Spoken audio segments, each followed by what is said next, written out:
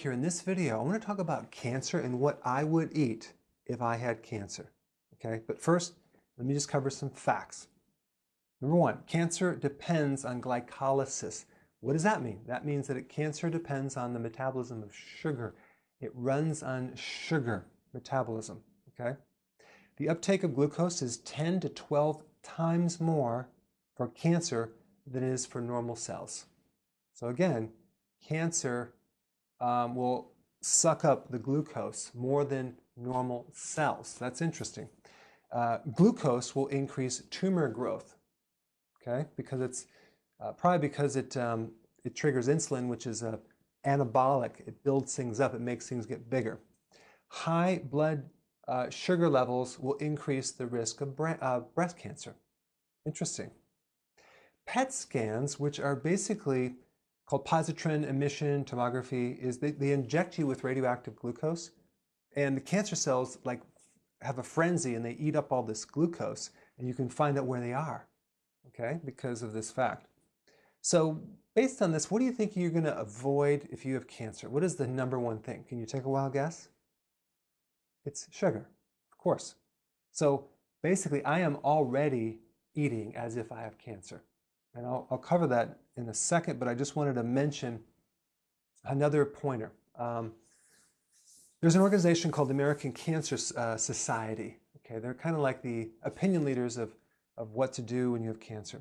What you want to do is you want to read their site, study what they recommend, and do the exact opposite. Let me tell you why. This is what they tell you to do. Stay out of the sun. Well, how are you going to get your vitamin D? Vitamin D is so important in building up your immune system. And no, the sun is not a problem, okay? This is another thing they said. Men should consume no more than 2 drinks a day, alcoholic drinks per day, and women shouldn't drink more than 1. So they're going to allow you to do 2 drinks or even 1 every single day if you have cancer. Does that make sense? No, you want to drink 0 alcohol if you have cancer.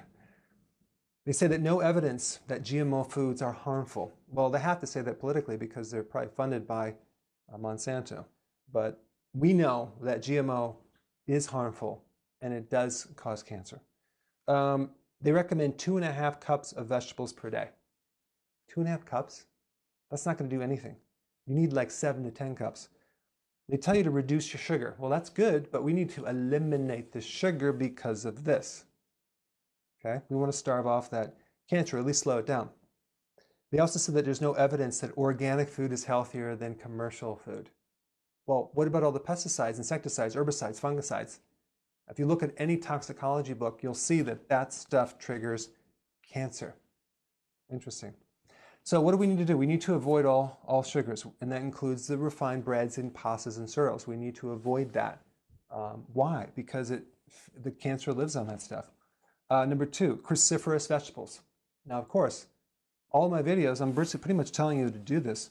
Cruciferous vegetables, kale, Brussels sprouts, broccoli, cabbage, all those foods are highly effective in improving the immune system and supporting the immune system, and they're very anti-cancer, okay?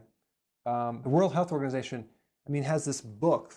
I should do a video on it. It shows you all the research that it's done on cancer. It's amazing. But there's not a lot of profit in it. Now, garlic, out of all the foods that you can eat, garlic is the top food for anti-cancer properties. So that's something that you should also start consuming. Lots of vitamin D from the sun. Yeah, absolutely. And grass-fed animal products.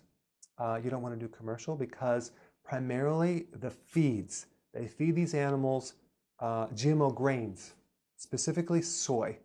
So you want to not consume animals that consume that because I believe that affects cancer, puts you at risk. And I think the last thing I would do, which doesn't have nothing to do with eating, and I'm going to do a whole video on this, and it's you're going to have to figure out how you're going to drop your stress way down, because I do know that stress can activate cancer. If you talk to people that get cancer, a lot of times it happens after a stress event. It just kicks in the whole cascade. Our bodies are constantly battling cancer cells. There's a normal thing in our body called apoptosis, which is the normal programmed cell death. And we're constantly killing between 30 150 billion cells every single day as a normal thing. They keep everything in check so it doesn't get out of control.